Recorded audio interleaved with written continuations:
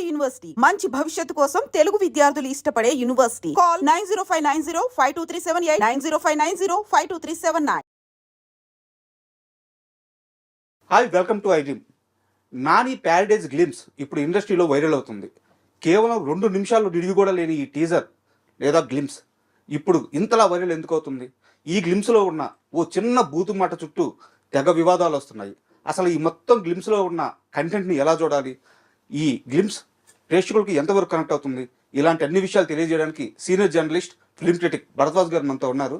ఆయన అడిగి ఆ గ్లిమ్స్ గురించి మరిన్ని వివరాలు తెలుసుకుందాం. నమస్తే సార్. నమస్తే అండి. సార్, మన ప్యారడైజ్ మూవీ గ్లిమ్స్లోకి వెళ్ళే ముందు, ఆ అనాలిసిస్లోకి వెళ్ళే ముందు స్వతహాగా మీకు అది ఎలా అనిపించింది? అంటే పెద్ద ఇబ్బందికరంగా ఏం లేదు, ఒక సాహసం చేయబోతున్నాడు నాని అని అనిపించింది నాకు. అంటే ఈ మధ్య కాలంలో కొంత అలాంటి జీవితాల గురించి మాట్లాడే ప్రయత్నం జరుగుతోంది. తమిళ సినిమా రంగంలో కొంచెం బలంగా జరుగుతోంది. ఒకవేళ ఆ ఇన్ఫ్లుయెన్స్తో ఈ ప్రయత్నం చేస్తున్నాడా ఇతను అని అనిపించింది. అంటే వెట్రిమారను, పారంజిత్తు వీళ్ళు కొంత తమిళ్లో క్యాస్ట్ ఇష్యూ గురించి మాట్లాడే ప్రయత్నం చేశారు. ఇది క్యాస్ట్ ఇష్యూగా మాట్లాడుకోవట్లేదు తెలుగు సమాజం. ఏది ఇప్పుడు నాని గ్లిమ్స్ ఏదైతే రిలీజ్ అయిందో దానిలో కాకుల కథ చెప్తున్నాం మేము అన్నాడు ఆయన. ఈ కాకుల కథని చెప్పటం అనే దగ్గర ఇది ఒక అట్టడుగు కులాల జీవితాన్ని చెప్తున్నాడు అని అనుకోవాలి కదా. అట్టడుగు సమూహాల జీవితాలకు సంబంధించిన కథ చెప్తున్నాడు. వీళ్ళు కల్చరల్గాను ఇతరత్రా కూడా తీవ్రమైనటువంటి అణిచివేతకి గురైనటువంటి సెక్షను. కోకిల కాకి ఈ కాన్ఫ్లిక్టు ఇవన్నీ పట్టుకొచ్చారు దానిలో ఆ డిస్కషన్లోకి. దీని మీద కదా చర్చ జరగాల్సింది. ఇది కాకుండా అతను చేతి మీద ఒక పచ్చబొట్టు పొడుచుకొని దాని మీద ఎక్కువ చర్చ జరుగుతోంది, అనవసరమైన చర్చ. అంటే ఒక అణిచివేతకు గురైన సమూహం గురించి మాట్లాడబోతున్నాడు, దానికి కాకిని సింబల్గా తీసుకున్నారు. ఇది కాకి గురించి మోజుకూరి జాన్సన్ గారు ఒక కావ్యం రాశాడు. ఓకే. ఆ కావ్యంలో కాకి పడేటువంటి బాధని ఈ దేశంలో దళితులు పడుతున్నటువంటి బాధలతో పోలుస్తూ ఆ రచన సాగుతుంది. నాకు ఇది చూసినప్పుడు అది గుర్తొచ్చింది. చాలా అంటే కంటెంట్కి చాలా దగ్గరగా ఉంది ఆ థీము. ఉంది. రెండోది, ఆయన దానిలో ఇంకొక మాట అంటాడు. ఈ దేశ ప్రజలు రాజుల శృంగారాలు, రాజుల యుద్ధాలు చూసి వాళ్ళు అంటే ఎంటర్టైన్ అవుతారు అని అనుకుంటారు, కానీ అప్పుడప్పుడు కాకుల కథలు విని కూడా ఎమోషనలైజ్ అవుతారు. అంటే ఎమోషన్ కూడా వ్యాపారం అయిపోయిన తర్వాత ఏదో ఒక అంశంతో వ్యాపారం చేసుకోవటం, ఏదో ఒక ఎమోషన్తో వ్యాపారం చేసుకోవటంగా భావిస్తే ఈ ఎమోషన్ సాలబిలిటీ ఉంది దీనికి అనేది గుర్తించి ఈ సినిమా తీయటానికి ముందుకు అడుగు వేశాడా నాని. అతనే ప్రొడ్యూసర్ కూడా. అంటే రగ్గడ్ బ్యాక్డ్రాప్లో సినిమా చేయాలి. ఈ రగ్గడ్ బ్యాక్డ్రాప్లో చేసిన సినిమాలు సమాజంలో కనెక్ట్ అవుతున్నాయి అనే ఒక అభిప్రాయం రంగస్థలం నుంచి తెలుగు నిర్మాతలకి, దర్శకులకి కనెక్ట్ అవుతున్నటువంటి పాయింట్. అయితే రంగస్థలం సినిమాలో కూడా ఆ హీరో కులం ఏమిటనేది చెప్పడం, కాకపోతే బలహీన వర్గం అనేది మాత్రమే చెప్తాడు. ఇంట్లో ఒక కుట్టు మిషన్ ఉంటుంది, వాళ్ళ తండ్రి పాత్ర వేసినటువంటి నరేష్ దర్జీగా పనిచేస్తున్నాడు అనేది ఎస్టాబ్లిష్మెంటు. తద్వారా అదొక దిగువ తరగతి, దిగువ కులం. అంటే కులం గురించి మాట్లాడటానికి తెలుగు సినిమా ఎప్పుడూ సాహసం చేయలే. మీ మాటలు వింటుంటేనే నాకు ఒక క్వశ్చన్ వచ్చింది సార్. యాక్చువల్గా నా క్వశ్చనరీలో ఇది లేదు. అంటే కంపారిజన్ చేసుకున్నట్టయితే పక్కన మనకి తమిళ సినిమా పరిశ్రమలో వచ్చేసి వాళ్ళు చాలా స్ట్రైట్ ఫార్వర్డ్గా దాన్ని నొక్కి వక్కానించి మరి దాని మీద సినిమా తీస్తున్నారు అనే కాన్సెప్ట్. అవును. మన దగ్గరికి వచ్చేలేకే అలాంటి రూట్ లెవెల్కి వెళ్తున్నారు, అలాంటి సమస్యలను టచ్ చేస్తున్నారు, ఆ లేయర్స్ అన్ని స్పృశిస్తున్నారు. కానీ కులం అనే మాట చెప్పడానికి ఎందుకు భయపడుతున్నారు? కులం చెప్పకుండా వర్గం అని మాట్లాడతారు. అవును. అయితే భారతీయ సమాజం కుల సమాజమా, వర్గ సమాజమా, ఎలా అర్థం చేసుకోవాలి అనే దగ్గర కమ్యూనిస్టుల దగ్గర నుంచి ఈ కన్ఫ్యూజన్ ఉంది. ఓకే. అంటే భారతదేశంలో చాలా స్పష్టంగా దోపిడీ చేసేటువంటి కులాలు, దోపిడీకి గురవుతున్నటువంటి కులాలుగా సమాజం చీలుంది. అంటే శ్రామిక కులాలు అంటున్నారు వాళ్ళు. ఆ శ్రామిక కులం అనేది ఎందుకు శ్రమ మాత్రమే చేయాలి వాళ్ళు? సంపద మీద హక్కులు కొన్ని కులాలకు ఉంటుంది. కొన్ని కులాలు ఆ సంపదలో పనిచేసి మాత్రమే బతుకుతూ ఉంటారు. ఏదైనా ఒక ఊరికి వెళితే, ఒక గ్రామానికి వెళ్ళి ఆ గ్రామంలో భూ సంబంధాలు కనుక ఒకసారి ప్రభుత్వ లెక్కల ప్రకారమే చూస్తే, ఆ గ్రామంలో ఎవరి దగ్గర ఎక్కువ భూమి ఉంది అని చూస్తే కొన్ని కులాల చేతుల్లో ఉంటుంది. అవును. కొన్ని కులాలు అందులో కూలి పని చేసుకుని బతుకుతూ ఉంటాయి. ఆ కులాలు ఒక పల్లెలోనో ఒక గూడెంలోనో ఉంటాయి. అదే కదా వర్గము. అవును. వర్గము అనే మాట ఎక్కడి నుంచి పుట్టింది? కార్ల్ మార్క్స్ దగ్గర నుంచి పుట్టింది. వర్గము అంటే దోపిడీ వర్గము, పీడిత వర్గము అనుకుంటే, ఇక్కడ పీడిత కులాలు, దోపిడీ కులాలుగా ఉంది. కులమే వర్గం. కులమే వర్గముగా అర్థం చేసుకుంటే భారతీయ సమాజం అర్థమవుతుంది. వర్గము అని కన్ఫ్యూజ్ చేస్తారు వీళ్ళు. కులం గురించి స్ట్రైట్గా మాట్లాడకుండా. ఎందుకు మాట్లాడరంటే అగ్రకులాల వాళ్ళు ఇబ్బంది పడకుండా ఉండటానికి. అందుకని కులాన్ని ఓపెన్గా చెప్పడానికి ఒక మొహమాటం అడ్డొచ్చి వర్గం అనేటువంటి ముసుగుచాటున చెప్పే ప్రయత్నం చేస్తారు. వాళ్ళు కొంచెం ఓపెన్గా మాట్లాడుతున్నారు తమిళ సినిమాలో. అవును. తెలుగు సినిమాలో కమ్యూనిస్ట్ దర్శకులు ఉన్నారు కొంతమంది గతంలో. సార్. వి మధుసూదన్ రావు గారు, ఆయన కమ్యూనిస్ట్ పార్టీ నుంచి సినిమాల్లోకి వచ్చాడు. ప్రత్యేగాత్మ గారు ఆయన కమ్యూనిస్ట్ పార్టీ నుంచే వచ్చాడు. తాతినేని ప్రకాష్ రావు గారు కూడా కమ్యూనిస్ట్ పార్టీ నుంచి దీనిలోకి వచ్చిన వాడే. రాఘవేంద్రరావు గారి తండ్రి గారు కేఎస్ ప్రకాష్ రావు గారు కూడా అక్కడి నుంచి వచ్చిన వాడే.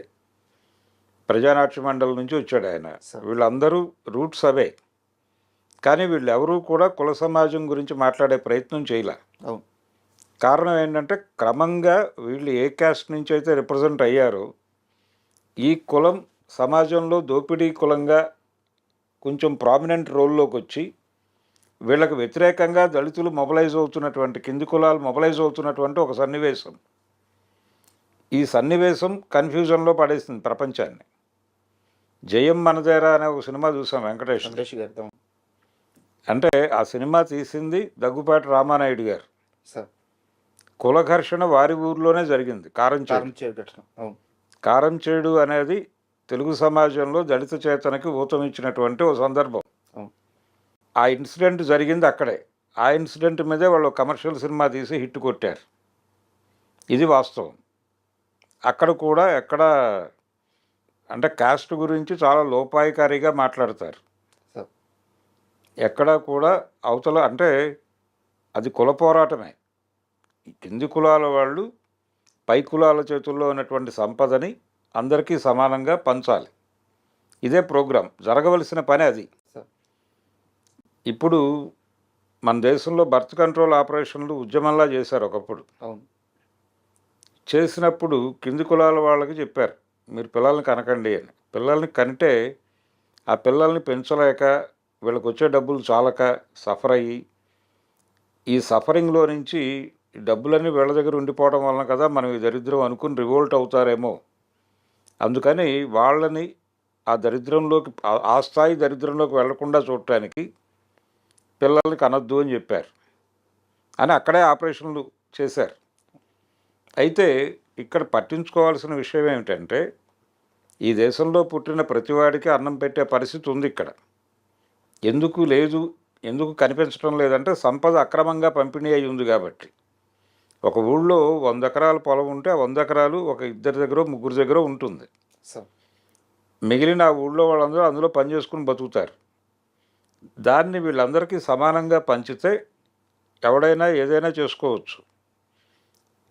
అది చేయటం మర్చిపోయి ప్రభుత్వాలు అది చేయటం మానేసి, అది కదా చేయాల్సింది, అది మానేసి మీరు పిల్లల్ని కనొద్దు అనటం ఎలా కరెక్టు అని ఒక ఆర్గ్యుమెంట్ పుట్టింది ఆ రోజుల్లో. ఈ రోజుకి ఆ ఆర్గ్యుమెంట్కి సమాధానం లేదు. కాబట్టి మనం సమాజాన్ని అర్థం చేసుకోవటంలోనే గందరగోళం ఉంది. ఈ గందరగోళమే సినిమా రంగంలోనూ నడుస్తోంది. ఈ గందరగోళంలోనే ఇప్పుడు ఈ టీజర్ కొంచెం జనాల్ని గుచ్చింది. జనాలు అతను అట్టడుగు జీవితాల గురించి మాట్లాడబోతున్నాడు, దానిలో ఏ మేరకు నిజాయితీగా మాట్లాడతాడు అనే దాని మీద డిస్కషన్ ఓపెన్ కావాలి. కానీ ఈ లంజా కొడుకు అనే పదం మీద చర్చ జరుగుతోంది. నా question, sorry sir interrupt you, నా క్వశ్చన్ కూడా అదే సార్. ఇప్పుడు మనం ఆ సినిమా జస్ట్ ఆ గ్లిమ్స్ థీమ్ను పట్టుకొని ఒక మాట అనుకోగానే మన చరిత్రలోకి వెళ్ళాం, సమస్యల్లోకి వెళ్ళాం. సినిమా డిస్కషన్ కాస్త సామాజిక డిస్కషన్ అయిపోయింది. అంటే అవును. ఆ పాయింట్లోనే అంత డెప్త్ ఉంది. అవును. దాన్ని వదిలేసి చేతి మీద టాటూలో ఒక మాట అన్నారు, ఒక బూత్ ఉంది, ఇలాంటి ఓ డిస్కషన్ రావడం ఎలా చూడాలి? అంటే చాలా సందర్భాల్లో చాలామంది ఈ మాటను ఎదుర్కొన్నారు చరిత్రలో. సార్ అంటే తండ్రి ఎవడో చెప్పుకోలేనటువంటి పిల్లలు పుడతారు ఒక ఒక సమూహంలో. సార్ ఇది లేదు అని ఎవరూ చెప్పడానికి లేదు లేదు, లేదు లేదు కరెక్ట్. ఉంది. అలా పుట్టిన ఒక కొడుకు ఇలా ఎందుకు పుడుతున్నాం, మనం ఇలా ఎందుకు మాట పడుతున్నాం, మనం మన బతుకులు నిలబెట్టుకోవటానికి మనం కదలాల్సిన అవసరం ఉంది, అసమానంగా ఉన్నటువంటి ఈ ప్రపంచాన్ని సమానం చేయాల్సినటువంటి అవసరం ఉంది అనే ఉద్దేశంతో నాయకుడిగా కదిలితే అదే సినిమా కంటెంట్ అయి ఉంటే, అంటే వాళ్ళు గ్లిమ్స్లో చెప్పింది అదే. అదే సార్. అంటే ఒక సఫరర్ గొంతుతో వినిపించింది అది. అవును ఆ సఫరర్ ఆ హీరో మదర్ క్యారెక్టర్ అయి ఉండొచ్చు. ఆవిడ అంటే మనం ఆ మధ్య కరకటాల రుద్రయ్య అనే సినిమా చూసాం, దాసరి నారాయణరావు గారు. సార్. అందులో అది కర్ణుడి కథ చెప్పాడు. కర్ణుడి కథని సోషలైజ్ చేశారు. కర్ణుడు ఎందుకు హీరో మనకి అంటే, అతను క్షత్రియ వంశంలో పుట్టినప్పటికీ అతను పెరిగింది సూతకులంలో. అవును కాబట్టి సూతుడుగా అతను అనేక అవమానాలను ఎదుర్కొని ఆ అవమానాలకు వ్యతిరేకంగా ఒక స్ట్రగుల్ ఉంది అతని జీవితంలో. అందుకని అతను మనకి హీరోగా కనిపిస్తాడు. కాదు అని చెప్తున్నారు ఈ మధ్య.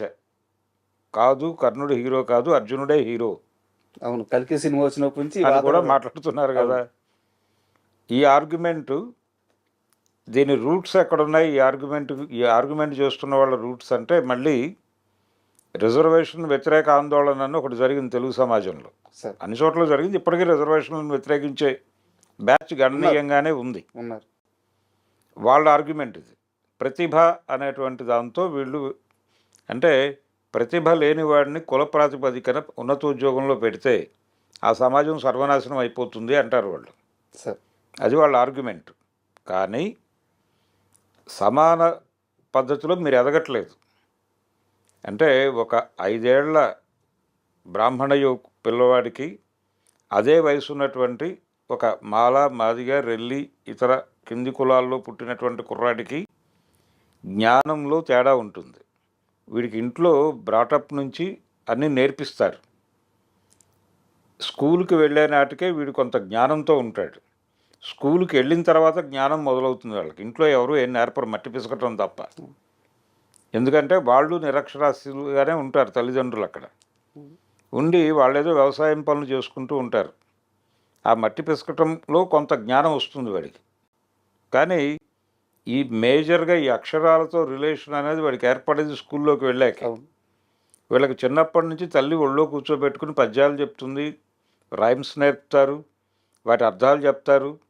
నెమ్మదిగా వీడికి కొంత జ్ఞానం ఎక్వైర్ అవుతూ ఉంటుంది. వాడికి ఏమీ కాదు. వీళ్ళిద్దరినీ కలిపి ఒకే చోట కూర్చోబెట్టి పరిగెట్టమంటే ఎలాగా? కాబట్టి వీడికి కన్సిడరేషన్ ఇవ్వాలి కదా కొంతమేరకు. ఇది ప్రతిభ అనే సిద్ధాంతంలో ఉన్న డొల్లతనం. ఈ డొల్లతనం మీద జరిగే ఆర్గ్యుమెంటే మొన్న జరిగింది ఈ కర్ణుడు వర్సెస్ అర్జునుడు ఎపిసోడ్లో కూడా. కర్ణుడు ఆ కింది కులాల్లో పెరగటం వలన వచ్చిన గొడవ అది. ఓకే. కింది కులాల పరిస్థితులు ఉన్నాయి. దాన్నే దాసరి గారు అడాప్ట్ చేసి కరకటాల రుద్రయ్యని తీసి కుప్ప తొట్టెలో పుట్టాను నేను, కుప్ప తొట్టె అని నన్ను అందరూ తిట్టేవాళ్ళు అని చెప్తాడు. అందులో డైలాగ్ ఉంటుంది. అదే మాట ఇప్పుడు ఇతను అంటున్నాడు, నాకు తండ్రి ఎవరో తెలియదు, నన్ను ఇష్టం వచ్చినట్టు మాట్లాడారు. అలాగే బాలచంద్ర గారు తప్పు తాళంగాళ్ళని ఒక తమిళ సినిమా తీశాడు. రజనీకాంత్, సరిత. అతను స్ట్రీట్ రౌడీ, అమ్మాయి వేసే, వాళ్ళిద్దరి మధ్య ప్రేమ, అది సినిమా. ఓకే. అందులో ఈ డైలాగ్ ఉంటుంది. ఇదే డైలాగ్. నన్ను చాలామంది ఇలాగే పిలిచేవాళ్ళు అంటాడు ఆయన. ఇప్పుడు ఏ పదం అయితే వాడారో ఇక్కడ అదే పదం చెప్తాడు. నా తల్లి ఎవరో తెలియదు, నాకు తండ్రి ఎవరో తెలియదు, ప్రపంచం ఇలా పిలిచేది నన్ను, నేను ఇదేనేమో అనుకునేవాడిని, నాకు ఇప్పటికీ తెలియదు నా రూట్స్ ఏంటో అంటాడు. సో ఇది కొత్త కాదు అంటారు. ఇది కొత్త ఏం కాదు. అయితే ఇక్కడ ఇంకో సమస్య ఉంది సార్. అంటే వేరే వర్గం ఒకటి వచ్చింది. వాళ్ళు ఈ గ్లిమ్స్ రిలీజ్ అయినప్పటి నుంచి చాలా సినిమాల్లో ఈ డైలాగ్ ఉంది, ఈ పదం ఉంది. మన బాలకృష్ణ అని ఉన్నారు. చిరంజీవి గారి సినిమా 'చంటి అబ్బాయి' సినిమా ఒకటి ఉంటుంది. సినిమా అంతా చాలా కామెడీగా నడుస్తూ ఉంటుంది. తన గతం ఎప్పుడైతే చెప్పుకోవాల్సి వస్తుందో, చిరంజీవి ఎమోషన్ అయినప్పుడు, క్యారెక్టర్ ఎమోషన్ అయినప్పుడు, మా నాన్నెవరో తెలియక చిన్నప్పటి నుంచి అందరూ ఆ లంజా కొడుకు అనే మాట అంటూ ఉంటే ఎంత బాధపడ్డాను అని చెప్పి ఇలా ఓ డైలాగ్ ఉంటుంది. ఇలా అగ్ర హీరోలందరూ ఈ మాటను చెప్పున్నారు. అయితే ఇప్పుడు వస్తున్న వాదన ఏంటంటే, అది సినిమా కంటెంట్లో భాగంగా ఒక ఎమోషనల్ సీన్లోనో ఆ సీన్కి అవసరమే వచ్చింది, ఆ ఫ్లోలో వెళ్ళిపోయింది. అవును. మీరు ఇప్పుడు ఈ సినిమాకి తీసుకున్నట్టే, ప్యారడైజ్ మూవీకి తీసుకున్నట్టయితే ప్రచారానికి కూడా దీన్నే వాడుకుంటున్నారు. దీన్నే ఎందుకు హైలైట్ చేస్తున్నారు? దీన్నే హైలైట్ ఈ వర్డ్ని జనరలైజ్ చేస్తున్నారా అన్నట్టు క్వశ్చన్ చేస్తున్నారు. బూతుగా చూస్తున్నారు దీన్ని. అవును. కానీ ఇది బూతుగా వాడటం లేదు అక్కడ ఆ టీజర్లో. ఆ టీజర్ లేకపోతే గ్లిమ్స్లో వాడిన సందర్భం ఒక బాధితురాలు తన బాధ చెప్పుకుంటూ మాట్లాడినటువంటి మాటలు అవి. అవును. ఆ కోపము, ఆక్రోశము, ఆ మాట పడినటువంటి మనిషి మాట్లాడుతున్న మాటలు అవి. అవును. ఆ బాధ మోస్తున్నటువంటి జాతి మాట్లాడుతున్నటువంటి మాటలు అవి.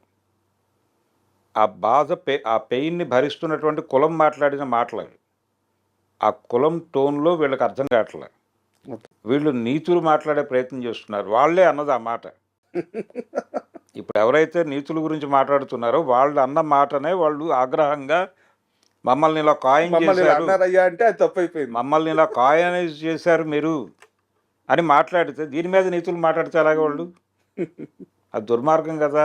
సార్, అంటే నీతులు మీరు మాత్రమే మాట్లాడతారా, మిగిలిన వాళ్ళు బూతులు మాట్లాడతారని మీరే కాయినైజ్ చేస్తారా? ఇది ఎలా కరెక్టు? సమాజంలో అసమానతలు ఉన్నాయి. అసమానతల వలన నాశనం అయిపోయిన జీవితాలని బాగు చేసుకోవడానికి ఒక ప్రయత్నంగా ఒక వ్యక్తి కదిలినటువంటి కదలికలను ఆ సినిమాలో చూపిస్తారు అనుకుందాం. సార్, ఏ సినిమా అయినా అంతే కదా. ఇప్పుడు పాతాళ భైరవి సినిమా ఉంది. సార్, అందులో అతనేమిటి, ఒక తోటమాలి కొడుకు, తోటరాముడు. తండ్రి ఉండడు, సింగిల్ మదర్ పెంచుతుంది అతను. ఆ అమ్మాయి తోటమాలిగా పనిచేస్తూ కొడుకుని పెంచుతుంది, ఏదో ప్రయోజకుడు అవుతాడు కదా అని. అతను రోజు సైన్యంతో గొడవలు పెట్టుకుని వస్తూ ఉంటాడు. వారిస్తూ కూడా ఉంటుంది తల్లి వద్దురా అని చెప్పేసి. ఒక కొడుకుని ఇవ్వమంటే ఈ రాక్షసుడిని ఇచ్చావేంటి దేవుడా అంటూ ఉంటుంది. అది కదా కాన్ఫ్లిక్ట్. అది కూడా కాస్ట్ కాన్ఫ్లిక్టే. సార్, కాకపోతే రచయిత గారు దాన్ని సానుకూలంగా చెప్తాడు, మనం ముందు మాట్లాడుకున్నట్టు అన్నట్టు. అలాగే తెలుగులో వి మధుసూదన్ రావు గారి డైరెక్షన్లో సినిమా వచ్చింది, సార్, మంచి రోజులు వచ్చాయని. అక్కినేని నాగేశ్వరరావు గారు, కాంచన గారు నటించారు ఆ సినిమాలో. ఆ సినిమాలో కాన్ఫ్లిక్ట్ ఏమిటి, ఒక పనివాడికి యజమానికి గొడవ. కానీ ఈ హీరో క్యారెక్టర్ దళితుడని అక్కడ ఎస్టాబ్లిష్ చేయరు. సార్, చేయకుండా అంటే పాలేరు పనే చేస్తూ ఉంటాడు ఇతను. పాలేరే కానీ కుల ప్రస్తావన ఉండదు. ఇద్దరు పోటీ పడతారు. అంటే నేను ప్రెసిడెంట్గా పోటీ చేస్తాను అంటాడు ఇతను, ఊరు ప్రెసిడెంట్గా హీరో. చేస్తే నువ్వు ఓడిపోతావు, ఓడిపోతే కనుక ఊరు వదిలి వెళ్ళిపోవాలి అని. ఇది పందెం అని. పందెం ఒకవైపు నుంచే కదా, అవతల నుంచి కూడా ఉండాలి కదా. అవును. ఏముంటే బాగుంటుందని నువ్వు అనుకుంటున్నావు అని ఊళ్ళో నుంచి కొంతమంది అడుగుతారు.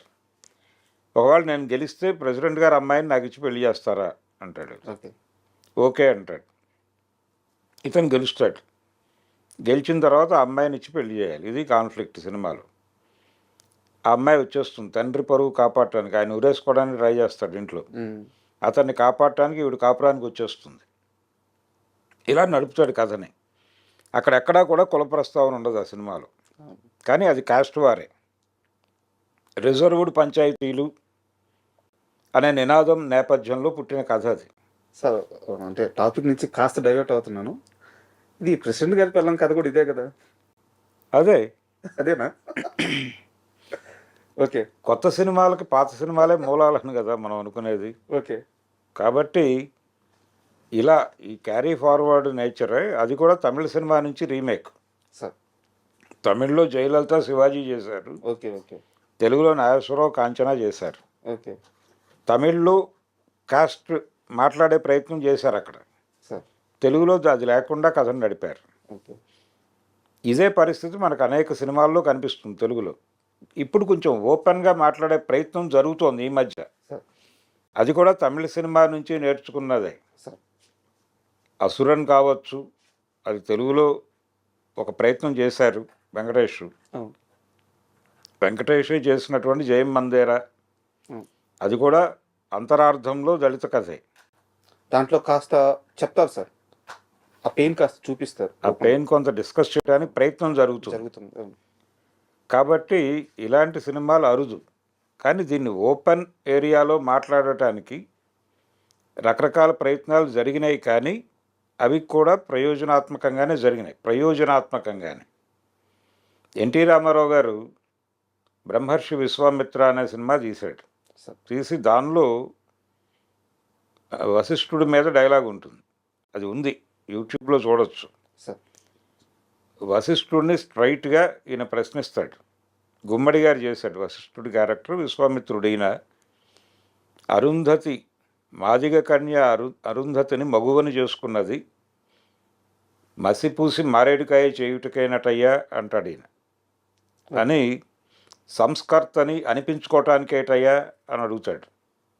ఆ డైలాగ్ చాలా కీలకమైన డైలాగే. ఇలాంటివి అప్పుడప్పుడు ఎక్కడైనా తగులుతాయి తెలుగు సినిమా చరిత్రలో. కానీ ఒక కాన్సెప్చువల్గా మాట్లాడే ప్రయత్నం అయితే కాన్షియస్గా జరగలేదు. సార్. ఇతను ఆ ఏరియాలో ఏదో మాట్లాడే ప్రయత్నం చేస్తున్నాడు. ఈ సినిమా నిజంగానే ఆ లెవెల్లో ఉంటుందా లేదా అనేది సినిమా వచ్చాక కానీ తెలియదు మనకి. ప్రయత్నం అయితే గొప్పదంటారు. ఒక ప్రయత్నం జరుగుతోంది. ఆ మాట, ఆ బూతు అని మాట్లాడటం తప్పు. ఈ బూతుని మోస్తున్న వాళ్ళ కోపము, ఆగ్రహము అంతా కనిపిస్తోంది దానిలో. ఓకే. రోజువారీ అంటున్నారు కదా, అవును. రోజువారీ వాడుతున్న భాషే అది. అది అంటే మనకి మనుషులంతా ఒక్కటే అనే నినాదం ఉంది. ఈ మనుషులంతా ఒక్కటే అనే నినాదం పై కులాల వాళ్ళు ఇస్తే ఒకలాగాను, కింది కులాల వాళ్ళు ఇస్తే ఒకలాగాను పనిచేస్తుంది. పై కులాల వాళ్ళు మనుషులంతా ఒకటే అంటే కింది కులాల వాళ్ళని దోపిడీ చేయడానికి మార్గం వెతుకుతున్నాడు అని. కింది కులాల వాళ్ళు కనుక మనుషులంతా ఒకటే అంటే పై వాళ్ళని కిందకు లాగడానికి ప్రయత్నం చేస్తున్నారు అని. ఓకే. కింది కులాల వాళ్ళు ఇచ్చినప్పుడు మాత్రమే మనుషులంతా ఒకటే నినాదం ప్రోగ్రెసివ్. పై కులాల వాళ్ళు ఇస్తే అంటే ఆ నినాదం ఇచ్చిన వాడి కులం ఏంటి అనేది చూడాలి. ఆ నినాదం పై కులాల వాళ్ళు ఇస్తే అది దోపిడీ నినాదమే. ఓకే. ఆ నినాదంలో మనుషులంతా ఒకటే అనే డెమోక్రటిక్ ఆకాంక్ష ఉన్నప్పటికీ అది అన్న వ్యక్తి ఎవరు, అన్న వాడి కులమేమిటి కులమేంది? అనే దాన్ని బట్టి ఆ నినాదం ఏం చేయబోతోంది అనేది అర్థం చేసుకోవాలి. ఇది లేకపోతే ప్రపంచం అర్థం కాదు. అందుకని ఒక దిగజారిన కులాలు, ఇలా దిగజారిన కాదు, దిగువనున్నటువంటి కులాలు, కరెక్ట్ వర్డ్. దిగజార్చిన కులాల తాలూకా ఆగ్రహ ప్రకటనగా మాత్రమే చూడాలి అది. ఈ డైలాగ్ని ఆగ్రహ ప్రకటనలో భాగంగా మేము ఇంతకాలం మమ్మల్ని ఇలా కాయినైజ్ చేశారు మీరు, దాని మీద తిరుగుబాటు చేస్తున్నాం మేము అనేదే గొడవ. సార్, ఇక్కడ ఇంకొక సమస్య ఉంది సార్. అంటే ఈ మధ్యకాలంలో తెలంగాణ భాష మీద, తెలంగాణ యాస మీద చాలా సినిమాలు వస్తున్నాయి, మంచి విజయాలు కూడా సాధిస్తున్నాయి. అయితే ఇప్పుడు ఇదే డైరెక్టర్ ఎవరైతే శ్రీకాంత్ ఓడెలా దసరా అనే మూవీ తీశారు, ఆయన ఇప్పుడు ఇది 2వ సినిమా ప్యారడైజ్. అవును. ఈ 2 సినిమాల్లో కూడా తెలంగాణ బ్యాక్గ్రౌండ్ ఆ యాస పెట్టారు. కానీ ఇప్పుడు కొంతమంది విమర్శిస్తుంది ఏంటంటే తెలంగాణ యాస పేరుతో అక్కడక్కడ బూతులు పెట్టేసి, అక్కడక్కడ వాళ్ళు రోజు తాగుబోతులని ఇలాంటిది ఒకటి చూపించేసి, దసరాలో అదే చూపించావు, ఇప్పుడు ఈ సినిమాలో బూతు పెట్టేసావు, తెలంగాణ భాషని, తెలంగాణ యాసని ఏమన్నా కించపరుస్తున్నావా అని చెప్పేసి శ్రీకాంత్ వర్ణను కూడా విమర్శిస్తున్నారు సార్. అంటే తెలంగాణ కల్చర్ గురించి ఏది మాట్లాడినా అవతల సమాజం ఇలాగే రియాక్ట్ అవుతుంది. అంటే ఇప్పుడు అనేక సినిమాలు చూసాం మనం. ఈ మధ్యకాలంలో చాలా పాపులర్ అయినటువంటి సినిమా ఒకటి ఉంది, బలగం అనే పేరుతో. ఆ సినిమా మీద కూడా ఇదే విమర్శలు వచ్చినాయి కదా. అందరూ కలిసి సామూహికంగా తాగటం అనేది ఒక కల్చర్గా ఒక చోట ఉన్నప్పుడు హై సొసైటీలో కూడా అది ఉంటుంది. కానీ అంటే ఇంట్లో బారు ఉంటుంది, ఇంట్లో బారు ఉన్నటువంటి బారు లేని ఇల్లు అది ఇల్లు కానేరదు అన్నట్టుగా అగ్రకులాల వాళ్ళ దోపిడీదారుల ఇళ్ళు డిజైన్ అయిపోయినాయి కదా. బార్ రూమ్ పెట్టుకుంటున్నారుగా మీరు. వాళ్ళు ఇది కల్చర్లెస్ వ్యవహారం అంటారు దీన్ని. ఇద్దరు చేసేది ఒకటే. అదే కదా నువ్వు చేస్తోంది ఏమిటి, వాళ్ళు చేస్తే నువ్వేమో విచిత్రంగా అని ఎందుకు అనిపిస్తోంది, దాన్ని ఎందుకు నువ్వు ప్రజాస్వామికం అనుకోవు. అందుకని ఈ విమర్శల్లో కూడా ఈ తేడాలు ఉంటాయి, ఎవరేమిటి అనేది. అంటే తాము చేసేది శృంగారము, అన్న పద్ధతిలో మాట్లాడేస్తారు వీళ్ళు. అది ప్రమాదం. అంటే ఏదైనా సరే ఏది చూపించినా ఇలా గొడవకు వస్తారు. అయితే దసరా సినిమాలో నిజంగా అక్కడ అది బొగ్గు గనుల ప్రాంతంలో జరిగినటువంటి కథగా చెప్తాడు అతను. సార్ కానీ ఆ సినిమా మొత్తం ఆ స్మిత సిల్క్ బార్ చుట్టూ తిరిగి సార్ ఆ బొగ్గు గనుల్లో జరుగుతున్నటువంటి వ్యవహారాల జోలికి వెళ్ళదు. అవును. ఆ బొగ్గు గని కార్మికుల జీవితాల్లోకి వెళ్ళదు. వాళ్ళ జీవితాల్లో ఉన్న ఘర్షణ జోలికి వెళ్ళదు. వాళ్ళకి యాజమాన్యంతో ఉన్నటువంటి కాన్ఫ్లిక్ట్ జోలికి వెళ్ళదు. అక్కడ కార్మిక సమాఖ్యలు పనిచేసినాయి, చాలామంది చనిపోయారు.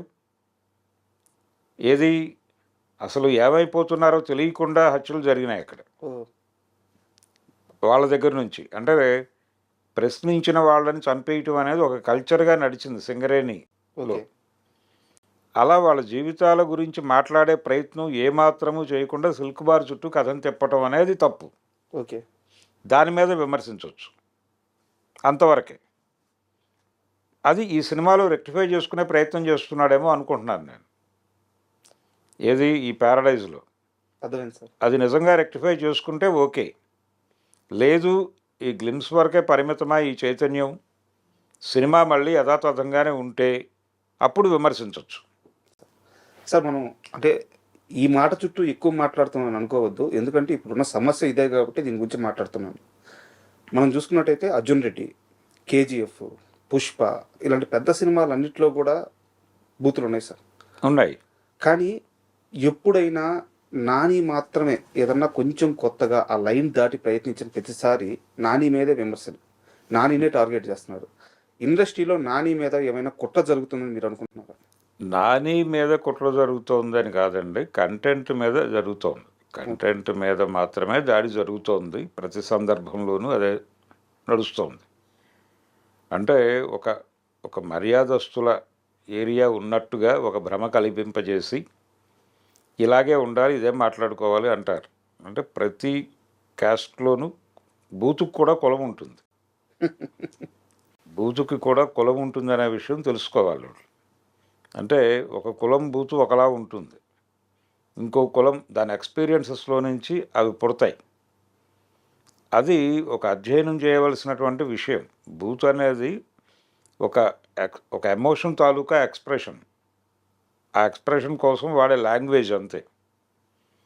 దానికి ఆ ప్రాధాన్యత ఉంది. ఆ ప్రాధాన్యత ఇచ్చి పరిశోధన జరిపితే ఏ కులం బూతులో ఏ ఆగ్రహం వ్యక్తమవుతోంది అని నువ్వు అధ్యయనం చేయగలిగితే సమాజం నీకు తెలుస్తుంది. సమాజాన్ని తెలుసుకోవాలనే తపన నీకు లేదు. ఎవరు ఎక్స్ప్రెషన్ చేసినా నీ యాంగిల్లో నువ్వు మాట్లాడటమే తప్ప వాళ్ళు ఏం చెప్పదలుచుకున్నారు అనేది కదా మీరు మాట్లాడాల్సింది. అవును. వాళ్ళు ఏం చెప్పదలుచుకున్నారు అనే కోణం కంటే కూడా నువ్వు అనుకుంటున్నది వాడు మాట్లాడా లేదా అనేది రివ్యూ అయిపోతే అలాగా. నీ అభిప్రాయం చెప్తే రైటా, వాడి అభిప్రాయం చెప్తే తప్ప, ఇది రివ్యూ అంటే ఎలాగా? అదే జరుగుతుంది. అందుకని ఈ మాట్లాడేటువంటి కులాలు, మాట్లాడగలిగిన కులాలు వాళ్ళే ఈ బూతని దాడి చేస్తున్నారు ఇప్పుడు. సార్ చివరిగా ఒక ప్రశ్న సార్, మనకి నాని అంటే ఏదో న్యాచురల్ స్టారు, మన పక్కింటి అబ్బాయి, మన హీరో, ఇలాంటి ఒక ఎక్స్ప్రెషన్ కానీ ఇలాంటి ఒక ఫీలింగ్ కానీ ఉండేది. కానీ నాని గత చిత్రాలను చూసుకున్నట్టయితే దసరా, హిట్ 3, ఇప్పుడు ప్యారడైజ్, అంటే ఒక రగ్గడ్ క్యారెక్టర్స్, ఒక మాస్ క్యారెక్టర్స్, సో తన పందా మార్చుకునే ప్రయత్నం చేస్తున్నారు. ఇది ఎంతవరకు సక్సెస్ అవ్వచ్చు అనుకుంటున్నారు? అంటే ఒకే తరహా పాత్రలు చేయరు కదా ఎవరు. సార్ మారాలి, తను అందరివాడు అనిపించుకోవాలి అనేటువంటి కోరిక ఉంటుంది కదండి. ఆ కోరికలో భాగంగా ప్రస్తుతం ఈ తరహా సినిమాలు చేయాలని అనుకుంటున్నాడు అతను. అంటే దీనిలో కూడా హిట్లో అతని క్యారెక్టర్ వేరు, ఇందులో క్యారెక్టర్ వేరు. ఇది వేరే కథ, అది వేరే కథ. అదొక కాప్ స్టోరీ. సార్ దానికి ఉండే గొడవలు దానికి ఉంటాయి. ఈ కథలో ఈ క్యారెక్టర్కి ఉండే కాన్ఫ్లిక్ట్ ఈ క్యారెక్టర్కి ఉంటుంది. దీని తర్వాత మళ్ళీ ఒక సరదా సినిమా కూడా చేయొచ్చు అతను. సార్ ఒక నటుడిని ఒక ఏరియాకి లిమిటెడ్ చేయటం కరెక్ట్ కాదు. అన్ని రకాల వేషాలు వేశారు కదా అందరూ. అవును. ఇప్పుడు ఎన్టీ రామారావు గారు ఆయన ఎర్లీ ఏజ్లోనే, అంటే హీరోగా ఎస్టాబ్లిష్ అవుతున్న టైంలోనే భీష్మ చేశాడు కదా. రాజు పేద అనే సినిమాలో ఆయన చేసిన పాత్ర ఏంటి, అప్పటికి ఆయన స్థాయి ఏమిటి, అందులో కొడుకు ముష్టెత్తుకుంటుంటే అతని బొచ్చులో నుంచి డబ్బులు తీసుకెళ్ళి తాగి తిరిగేటువంటి క్యారెక్టర్ చేశాడు ఆయన. హీరో క్యారెక్టర్ కాదు అది, హీరో కాకపోయినా చేశాడు, నటుడు కాబట్టి చేశారు. ఆ నటుడు అనేవాడు చేయాలి, చేయకపోతే అలాగే బడిపంతులు అనే క్యారెక్టర్ చేశాడుగా. అదే ఎన్టీ రామారావు పక్క సినిమాలో 75కి వస్తే ఎదురులేని మనిషిలో డ్యాన్సులు చేశాడు కదా, అది చేశాడు, ఇది చేశాడు. అలా చేయాలి కదా ఏ క్యారెక్టర్ అయినా. అందుకని నాని తన వంతుగా, అంటే ఒక ఏరియాకి లిమిటెడ్ అయిపోతే ఆ జానర్ పక్కకి వెళ్ళిపోయినప్పుడు ఇతను పక్కకి వెళ్ళిపోతాడు. లేదు ఆ జానర్ సినిమాలకి ఇతను ఎక్కువైపోయినప్పుడు కూడా పక్కకి వెళ్ళిపోక తప్పని పరిస్థితి. చాలామంది కండిషన్ అదే. అంటే అక్కడ వరకే పరిమితం అయితే అతను అన్నయ్య పాత్రల్లోకి, తండ్రి పాత్రల్లోకి ట్రాన్స్ఫర్ అయిపోవాలి. ఒకవేళ నాని ఆ సినిమాలే చేసుకుంటూ ఉంటే చిరంజీవికి తండ్రిగా క్యారెక్టర్ కూడా ఇస్తారు అతనికి. ఆ ప్రమాదం నుంచి తన్ని తాను బయటేసుకోవటానికి తిప్పలు పడుతున్నాడు అతను. అలాగే అర్థం చేసుకోవాలి. Super sir. ఇప్పుడు ఏదైతే ఈ ప్యారడైజ్ గ్లిమ్స్ ఇన్ని వివాదాలకి లేకుంటే ఇంత వైరల్ అవుతుందో, ఈ సినిమా రిలీజ్ అయిన తర్వాత మనం అనుకున్నట్టు ఇప్పుడు మీరు మాట్లాడినట్టు సినిమా అదే స్థాయిలో కానీ ఉంటే మరోసారి మన ఇద్దరం కూర్చొని ఆ సినిమా మీద రివ్యూ చేద్దాం sir. Thank you very much. Thank you అండి.